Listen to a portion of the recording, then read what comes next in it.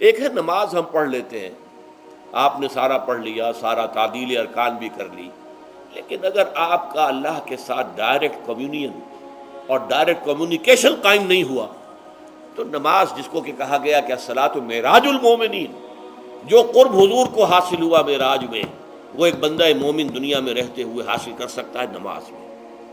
اگر اس کی روح جو ہے واقعتاً ہم کا نام ہو رہی ہو، الحمدللہ رب العالمین الرحمن الرحیم مالک یوم الدین اہدنا الصراط المستقیم ایاک نعبد و ایاک، اگر ہم واقعتاً ایسے کہہ رہے ہوں کہ ہمیں احساس ہو کہ ہم اللہ کے حضور میں حاضر ہیں اور عرض کر رہے ہیں، سجدہ کریں تو حدیث میں آتا ہے کہ ایسے محسوس ہو کہ گویا کہ میں نے اپنا سر اللہ کے قدموں میں رکھ دیا ہے، یہ ہے نماز۔ اب جو گفتگو ہو رہی ہے یہ ہم کلامی ہے، الصلاۃ معراج المومنین، اہل ایمان کے حق میں یہ نماز جو ہے یہ معراج کے درجے میں، لیکن یہ نماز کیسے نصیب ہوگی اگر روح سوئی ہوئی ہے، دبی ہوئی ہے، پسی ہوئی ہے، مزمحل ہے یا مردہ ہے؟ یہ نماز کیسے حاصل ہوگی؟ چاہے آپ پانچوں وقت کی نماز پڑھ رہے ہو، چاہے آپ نے ہیبٹ بنا لیا ہو نماز کو، چاہے خوش بھی ہو گیا ہو،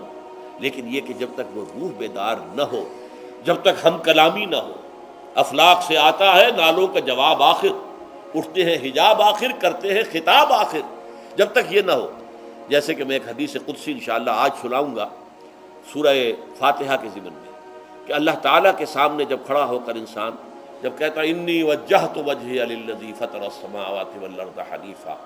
دائیں بائیں سے بالکل اپنا تعلق کاٹ کر میں نے اپنا رخ کر لیا ہے اس اللہ کی طرف جس نے آسمانوں اور زمین کو پیدا کیا۔ اب یہ توجہ وجہ تو اگر یہ تو ہے چہرہ تو ہم نے کر دیا خانہ کعبہ کی طرف، اندر سے ہماری روح متوجہ نہیں ہوئی، وہ سوئی پڑی، اسے پتہ ہی کچھ نہیں کہ کیا ہو رہا ہے، تو اس صورت میں وہ کیا ہے؟ ظاہری بات تو پوری ہو گئی، نماز کا ثواب ہو جائے گا، فرض کی ادائیگی کا ثواب مل جائے گا، لیکن وہ اصل نماز تو حاصل نہیں ہوتی۔ یہ ہے وہ بات کہ وَإِذَا سَأَلَكَ عِبَادِي عَنِّي فَإِنِّي قَرِيبٌ، اے نبی جب میرے بندوں کی روحیں بیدار ہو جائیں، توانا ہو جائیں، حیات تازہ سے وہ ہم کنار ہو جائیں، اور پھر وہ میرے بارے میں پوچھیں، وہ میرا تقرب حاصل کرنا چاہتے ہیں، تو آپ سے پوچھیں تو کہیے میں قریب ہی ہوں، اجیب دعوت الداع اذا دعان، یہ ہے وہ دعا،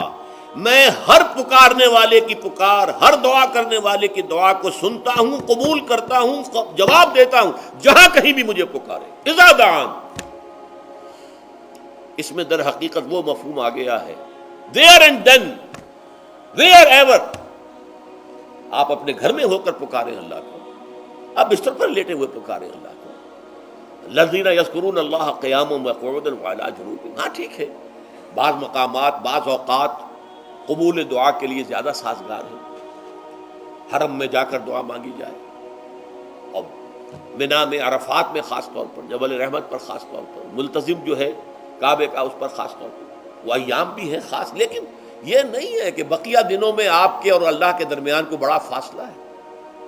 یہ سارا دنیا میں مشرکانہ نظاموں نے تصور پیدا کیا، اللہ تو دور ہے دور ہے دور ہے دور ہے، پاک ہے پاک ہے پاک، تم ناپاک ہو ناپاک ہو ناپاک ہو، اور تم تو بڑی پستی میں پڑے ہو، تم اللہ سے براہ راست ہم کلام نہیں ہو سکتے۔ کوئی درمیانی چاہیے، کوئی لنکس چاہیے، کوئی پجاری ہوگا، کوئی پروہت ہوگا، کوئی پنڈت ہوگا، کوئی پیر ہوگا، کوئی پادری ہوگا، کوئی پوپ ہوگا، اس کے ذریعے سے تم اللہ سے ہم کلام ہو، خود نہیں۔ اور جب ذریعے بیچ میں آ گئے تو ان کی مٹھی گرم کرو، ان کی چاپلوسی کرو، ان کو بھی جو ہے چادریں چڑھاؤ، ان کو نذرانے پیش کرو، یہ ہے بدترین ایکسپلائٹیشن جو مذہب کے ذریعے سے نوع انسانی کی ہوئی ہے۔ یہ دو ایکسپلائٹیشن دنیا میں ہوئی ہے تاریخ انسانی میں، ایک بادشاہوں کی طرف سے خراج دو ہمیں، محنت تم کرو گے کھیت میں، آدھا حصہ ہمارے پاس آئے گا، ہم عیش کریں گے، ہم اسٹینڈنگ آرمیز رکھیں گے تاکہ ذرا تم بغاوت کرو تو تمہارا سر کچل دیا جائے۔ یہ ایکسپلائٹیشن بدترین، مانگنے والا گدھا ہے، صدقہ مانگے یا خراج۔ دوسری طرف ہم بادشاہ ہیں، ہم چندر بنسی سورج بنسی خاندان ہیں، ہم راجپوت ہیں، حکومت کرنا ہمارا حق ہے، اور یہ پنڈت پروہت جو ہے وہ بھی کہیں گے کہ ٹھیک ہے، نصف لی و نصف لک وہذا قوم جاہلون، یہ عوام جو ہے ان کا خون چوسو، ہمیں یہ نذرانے پیش کریں، بتوں کو آ کے چڑھاوے چڑھائیں اور تمہیں خراج دیں اور ٹیکس دیں۔ They are to be exploit ہو رہا۔ اسلام نے آ کر دونوں کا خاتمہ کیا، کوئی ملوکیت نہیں۔ زکوٰۃ ہے تو غربا کے لیے، بادشاہ کے لیے نہیں ہے،